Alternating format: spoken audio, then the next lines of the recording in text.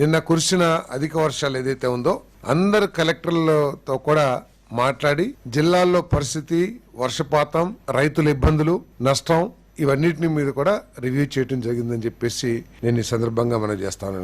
మరి మనం చూసాం కొన్ని ఛానల్స్ లో ఏదో ధాన్యం కొనట్లేదు, ధాన్యం రైతులు బాగా ఇబ్బంది పడుతున్నారు. అధిక వర్షాలు వచ్చినప్పుడు ధాన్యం తడవటం, లేకపోతే కొంత వరి పడిపోవటం, లాడ్జ్ అవటం, ఇవన్నీ కూడా ఎప్పుడూ జరుగుతాయి. ఎందుకంటే పెద్ద హెవీ గేల్ వచ్చి పెద్ద వర్షపాతం సడన్ గా వచ్చినప్పుడు ఇటువంటి నష్టాలు జరుగుతాయి. కానీ ఇటువంటి నష్టాలకి ప్రభుత్వం ఏ విధంగా స్పందించింది అనేది ఇక్కడ ఆలోచించాల్సిన విషయం అని చెప్పేసి మనం చేస్తాం.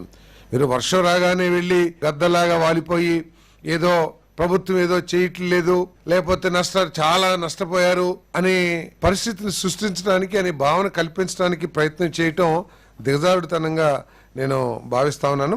మరి ఈరోజు రివ్యూలో ముఖ్యమంత్రి గారు అందరి కలెక్టర్లతో కూడా మాట్లాడారు. కొన్ని జిల్లాల్లో మాత్రమే కొంత ప్రాణ నష్టం కానివ్వండి, కొంత పశు నష్టం కానివ్వండి, కొంత ధాన్యం తడవటం కానీ జరిగిందని చెప్పేసి కలెక్టర్లు చెప్పారు.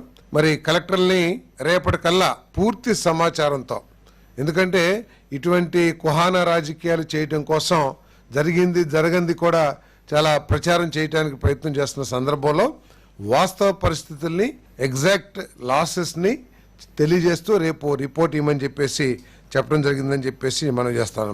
మరి ఈ సందర్భంగా ముఖ్యమంత్రి గారు చాలా స్పష్టమైన ఆదేశాలు ఇచ్చారు. హ్యూమన్ లాసెస్ కి, అదేవిధంగా క్యాటిల్ లాసెస్ కి డిజాస్టర్ రూల్స్ ప్రకారం ఏదైతే ఉన్నాయో, ఎగ్జిస్టింగ్ రూల్స్ ఏదైతే ఉన్నాయో ఆ నష్టపరిహారాన్ని వెంటనే చెల్లించమని చెప్పేసి చాలా స్పష్టంగా ఆదేశాలు ఇవ్వడం జరిగిందని చెప్పేసి మనం చేస్తాను.